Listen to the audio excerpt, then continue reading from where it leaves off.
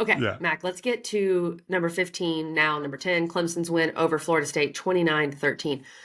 This was such a weird game. I want you It to get it was, all out. I want you to get it all please. out right now. Oh, God. It was weird. It was uncomfortable. It was a bit frustrating, but also I think for Clemson, obviously for Florida State, it was frustrating. And it reminded me, I hate to pat myself on the back, but it did remind me of what I said on Friday, where Florida State just finds a way to play Clemson Yeah. well, even when Yeah. they're not supposed to. And, Right. you only give up 29 points to a Clemson offense that's been really good. And Florida State, Mac, I think I texted you this during the game. They made like 17 catastrophic mistakes. If Yeah. they just catch some of those balls, some of those like wide open drops, Like help legit Brock five. Glenn Like out, 5 bombs. yes, 5 bombs. it would have been a lot closer of a game. Yeah. I almost Yeah. feel like I learned more about Florida State than I did about Clemson. Like Clemson, they survived. It was a pretty pedestrian performance all around, except for Phil Maffa, who's a monster. He was so good. But I think Brock Glenn had his moments. And I think if Yeah. his team can help him out a little bit more, Brock Glenn, I want to see more. Like, I think for once, if you're a Florida State fan and you're thinking, well, we're 1-5, like, I get that. The season is over. But Brock Glenn, sorry, that was rude. Brock Glenn could be your guy. Like, I think we saw something from him. We saw some moxie. We saw some confidence. We saw some big time throws. We saw him staying in the pocket, taking hits. I liked what I saw from Brock Glenn. I don't feel like I learned much about Clemson. I still think this defense is sus. I think that Dabo was very conservative. In my radio days, I used to call it the run, punt offense. It felt like that he was very conservative in the second half, and he could be, and it worked out. But I just don't think we learned that much about Clemson. Yeah. Yeah.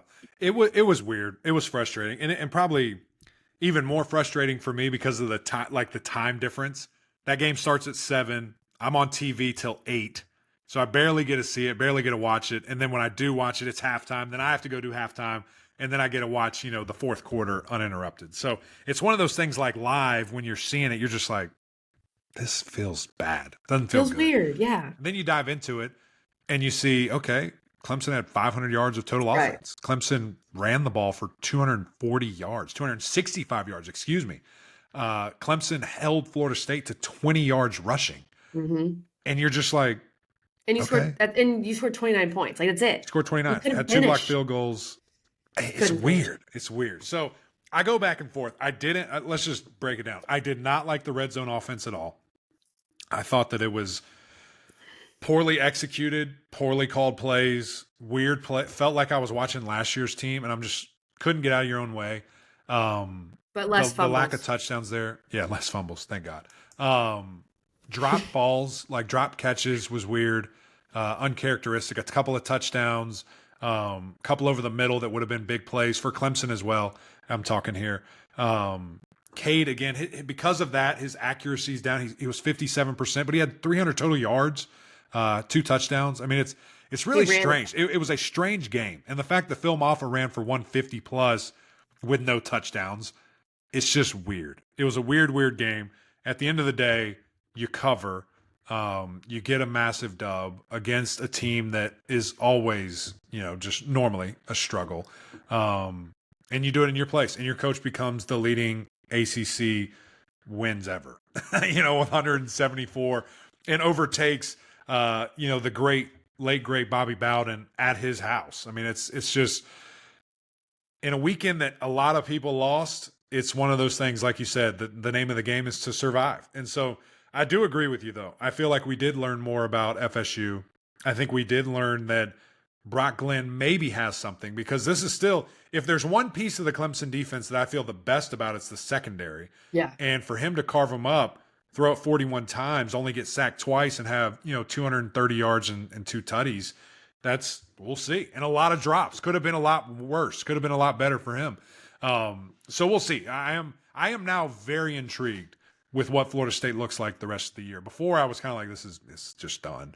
I'm interested now, and I'm interested to see what they look like moving forward. I think you're right. I think it's at least interesting. They have a bye next week, and then they go to Duke, so that could be very interesting. Clemson goes to Wake Forest this coming weekend. When it comes to Clemson, Mac, because we said, Florida State, it feels like they didn't win, obviously, but maybe a moral victory-ish going into their bye week and into the next game. For the Tigers, again, tell me if I'm wrong. I think that the offense is fine. I think you got really Yeah. conservative in the second half. The missed field goals, and they were talking about on the broadcast how Florida State scouted something they could exploit. Well, yeah, they definitely did. And then they put Peter Woods and different guys to block at the end of the game, so it was fine. But the defense, Mac, one thing that I see, and you tell me, I feel like the D line has taken a step back, Yeah. which is, says a lot because Clemson has had some absolutely ferocious D line. So it is what it is. But I think specifically the depth on the D line isn't necessarily there. And I know this was just Peter Wood's first game back. He needs to be able to get more in game shape. I know that's super important. But it just feels like you're not really able to affect the quarterback as much as you have in the past. And that affects everything else for your defense. Right. And it just feels, even though you only gave up 13 points, I get that. Yeah. But it's flipped, right? I think last year Clemson's defense won at games. Even the year before, Clemson's defense won at games. Feels like it's going to have to almost flip the other way now. Right. The interesting thing with where Clemson is right now, and I'm actually probably a little shocked that, maybe we aren't seeing this preseason, like we didn't see this earlier, and maybe we will see it. I don't know. I have no inside information on this. I thought that Clemson, given what they probably knew, what we know now, with the lack of defensive in-depth, the lack Yeah. of dynamic defensive in-depth, would do what they did in 2019. 3 down defensive linemen, Interesting. 4 linebackers, 3 safeties, 2 corners. Like, get Yeah. your best on the field, whoever you think that is. And you can blitz from different angles, whatever. That's where I think they probably should transition to. Now, that's hard. It's really hard to just switch a defense middle of the season. But that's what I would do, KG. And again, I think defensive end is the issue. You just got some young guys, which has been great to see. Shaq Lawson's little brother step up and get some time, but I just don't think he's quite ready for that. And I don't think you have really super dynamic guys after TJ Parker that are ready right now.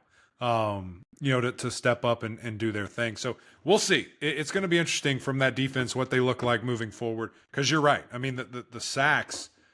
I just expected more from this defense, from the front unit, from the linebackers. But I've been very impressed with the secondary. I think they're really good. I think they're dynamic. I think you're talking about a lot of first-round talent back there, and it's going to be fun to continue to see them grow up. Crazy question. Clemson plays at Wake, and they play Virginia. 2 teams you can most likely, we'll see, beat without an incredible defensive performance. Then you have a bye week. Is that something you could perhaps install maybe some packages of that in the bye week, Mac? Sure. And we're purely speculating here. We are. This is again. I want to be for real about Don't it. quote us. There's no any information about it. Yeah, for sure you can. Okay. And that probably would be super useful against the Louisville For team, Louisville. against a Pittsburgh team, who are both probably going to throw it all over the yard. And maybe Virginia and Wake Forest try to do that too. Wake Forest had a nice rushing output this past game that led them to victory. We'll talk about that here in a second, but I think so. I think you could. It's because you have a lot of veteran leadership. You have some veteran guys that know what to do. That's what I would do. That's what I would do. Keep an eye on that. We'll see if that Yeah. happens.